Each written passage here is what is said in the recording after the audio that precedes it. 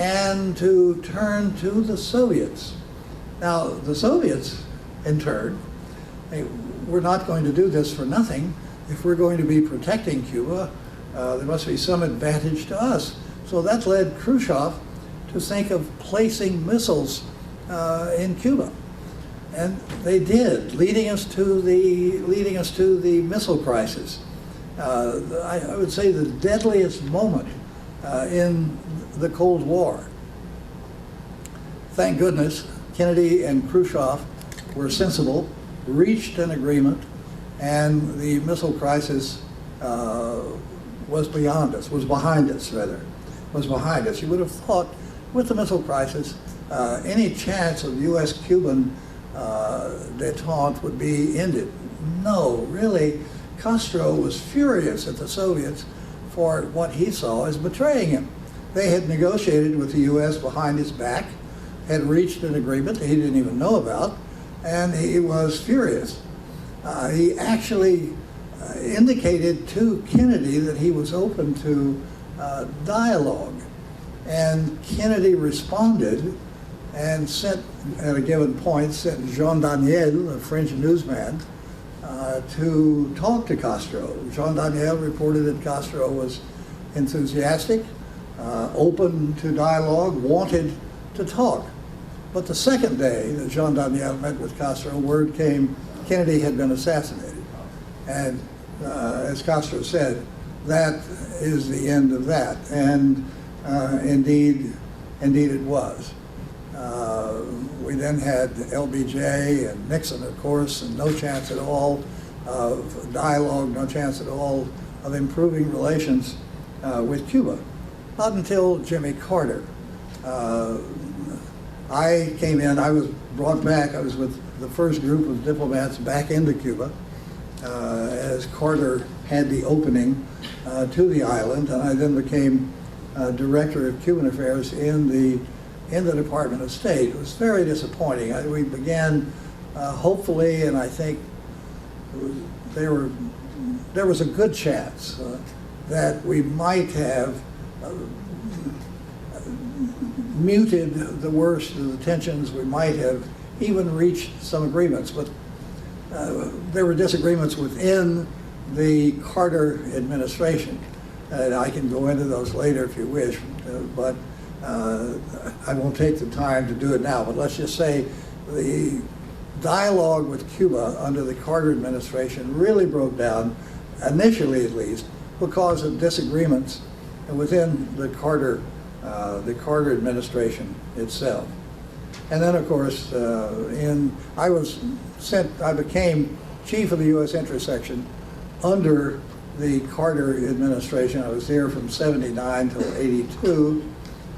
Some very exciting days. But then in came Reagan, of course, and I think any chance that I gave it a year, but reached the conclusion there was really no chance of détente, any chance of meaningful dialogue between the United States and Cuba under the Reagan administration. And so in 1982, I sent in my cable asking to be removed from the post, given a job unrelated to policy until such time as I could take early retirement, and did. We then went through more years of disagreement, inability to talk to one another. Clinton came in, of course, in 1992. For a moment, well, maybe more than a few moments, a few days, had some hope that this would change things. After all, now, 1992, the Cold War was over. The Soviet Union had collapsed. Cuba was no longer trying to overthrow other governments in Latin America. It seemed to me that the conditions were there under which we could really begin to engage, have a dialogue, a meaningful dialogue with Cuba.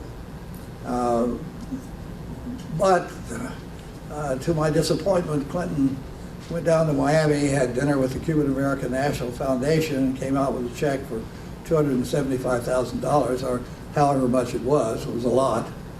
and said, in effect, that he liked the Cuba policy just the way it was. And so we didn't really have any change, although I will say that in the last 4 years of the Kennedy administration, the Clinton administration, travel increased. They did allow people-to-people travel and so forth. But then, of course, came George Bush, and the worst policy, if you could call it that, we've ever had toward Cuba. It wasn't really even a policy. George Bush came in. Now look, you had 9/11. The Cubans immediately indicated that they were keeping their airspace open to American planes after we closed ours. Anyone trapped in the air can land in Cuba. They signed all 12 UN anti-terrorist resolutions. They indicated a full willingness to negotiate anti-terrorist agreements with the United States and to cooperate with us against terrorist activities in any way that was deemed possible. The Bush administration did not respond to that, except a short time after to say that the objective of the Bush administration was to bring down the Castro government and the entire apparatus that had supported it through the years. So we had 8 years under George Bush of unrelenting hostility. We then we come to Barack Obama. As in 1992, I had hoped, I still hope, that the Obama administration will bring change, and it has brought some. They have opened up so that Cuban Americans can again travel and send remittances to their families. They have indicated a willingness to talk about migration issues and so forth.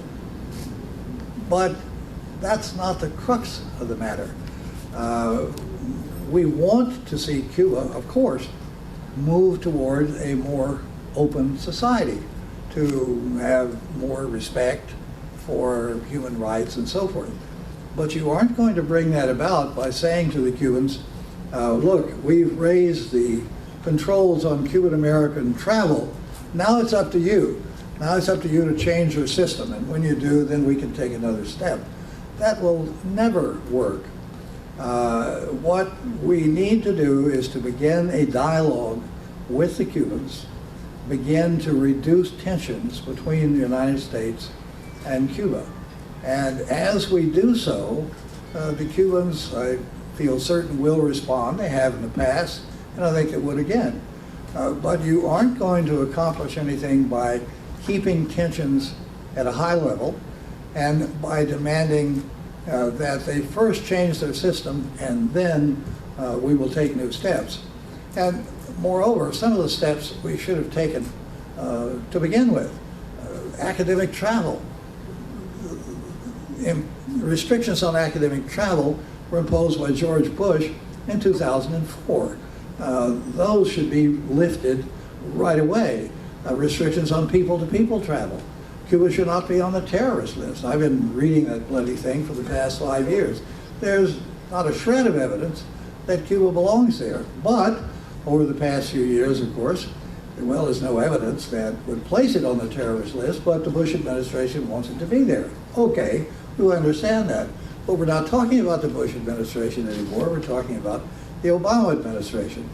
Now, it's frustrating, but one understands that